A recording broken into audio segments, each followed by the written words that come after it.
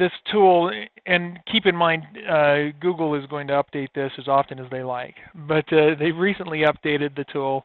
But this is Google's Keyword Planner. It's available through the Google AdWords system. AdWords is their paid advertising system for pay-per-click, but this tool is a free tool. So once you get into AdWords under Tools, you've got Keyword Planner there, and it'll bring you to this screen right here. And generally, if you're just looking for keyword phrases to start optimizing your website, we're not looking for anything to create ads or anything like that. So you would use this option under Find New Keywords, search for new keywords using a phrase, website, or category. And then, like I say, in a week or a month or a year, they may change this and it may say something a little different, but most likely it'll look similar each time you come into it.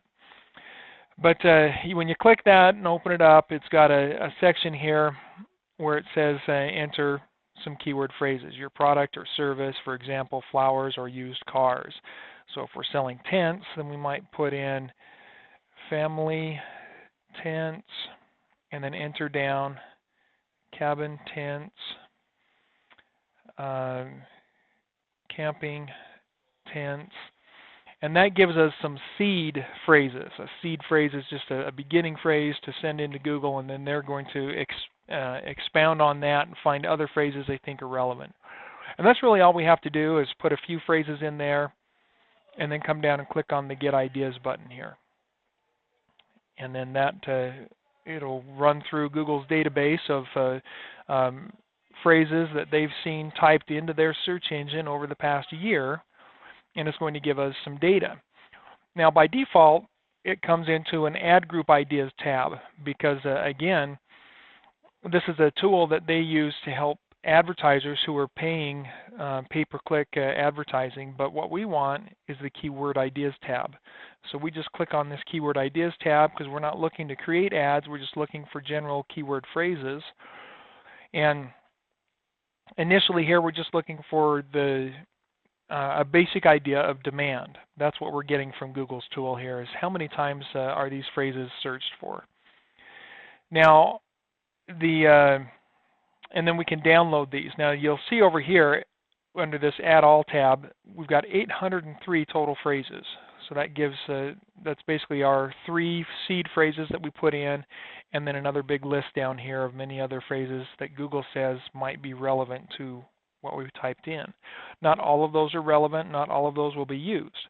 And we'll talk a little bit here about how we're going to evaluate this list to determine which ones we will use. And then they have columns of information. We've got the average monthly searches.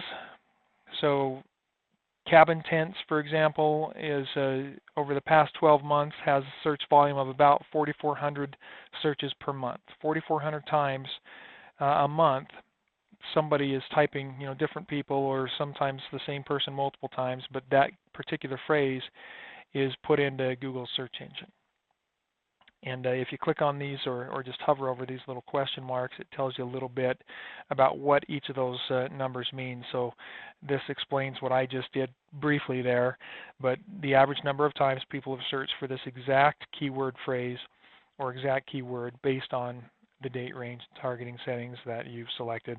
Well, it's within the last year, generally, is what it is. You can see here it shows from April 2014 to March of 2015, and this gives us a little bit of a scale of which months were lower and higher. Okay. Now, what we want to do is just download this list. So we'll click on Download. I always do an Excel CSV. Well, actually, since they've added this Google Drive, that's often a good way to do it, and just save it to your Google Drive. But it doesn't matter. One way or another, whatever is easiest for you.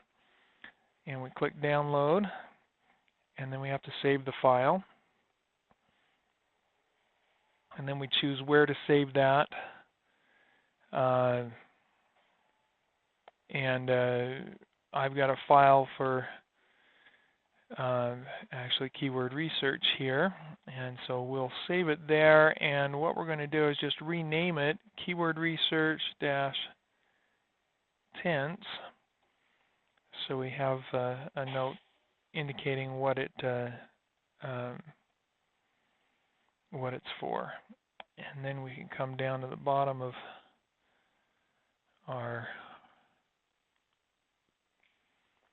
browser there and open that up. And so here we've got our keyword phrases.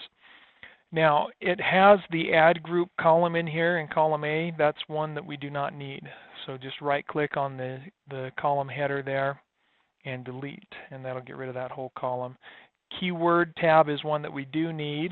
What I generally do is I'll come in and bold the headers so everything's bolded, and then I also like to freeze that top row.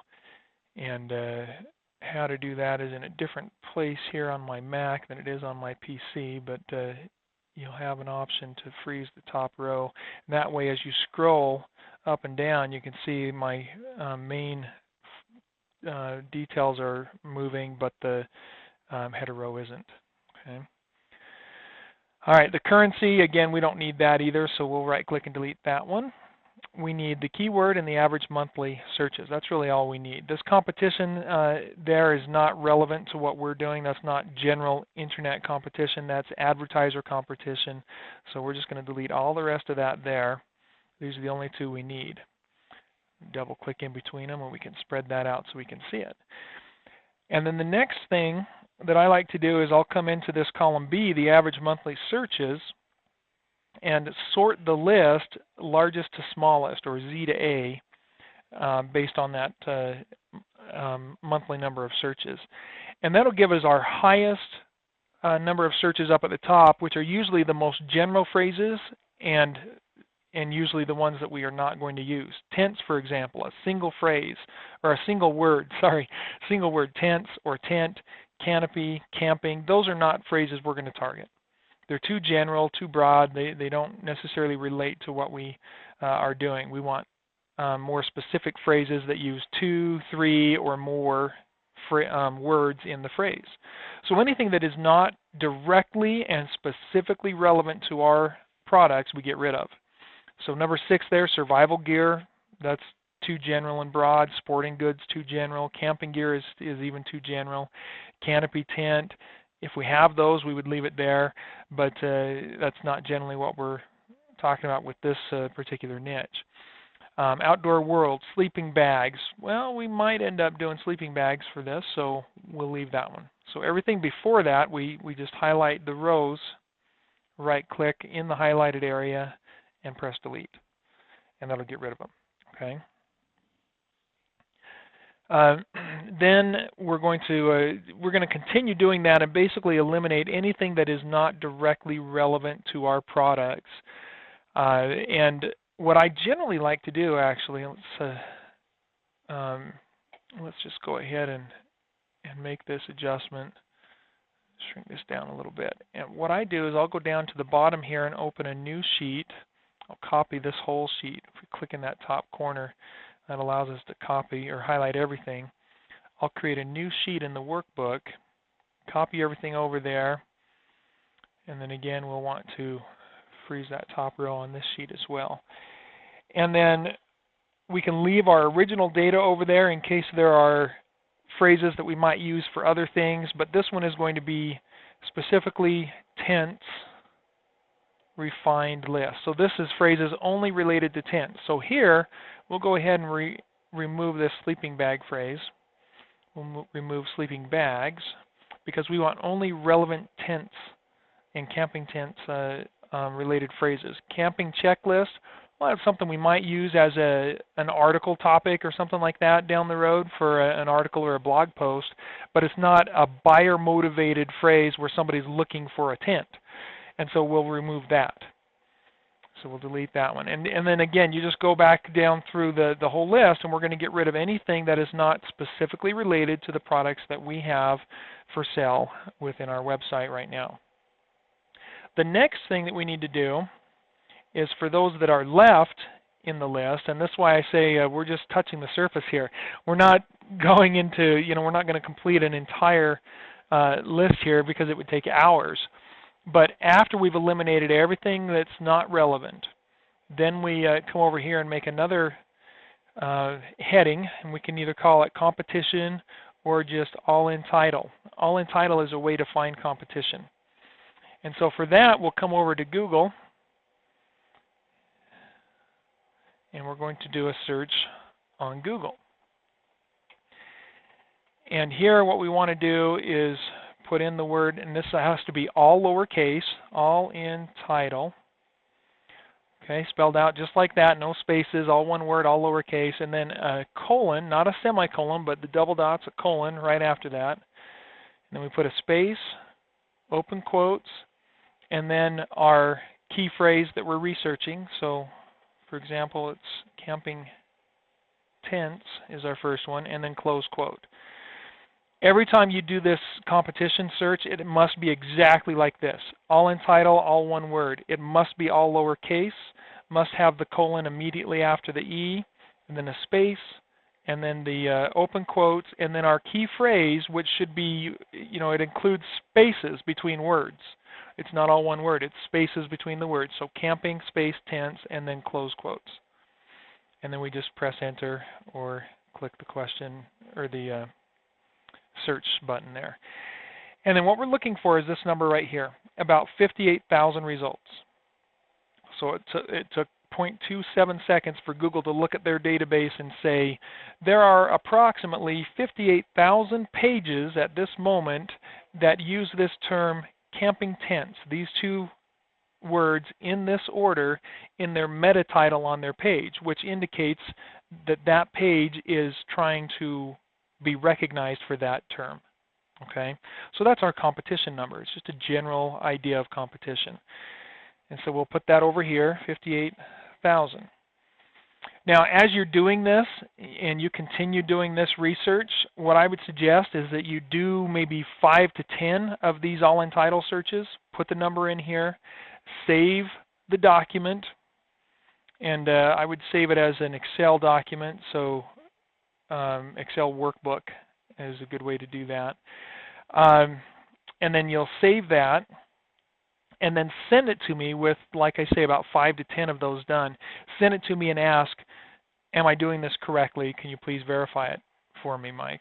And that way, as your coach, I can go over it and review the details to make sure you're doing that correctly, because the last thing I want is for you to spend 10 hours on a big list of 700 or 600 phrases doing all of this research and then find out you've done it wrong, you have to do it over again.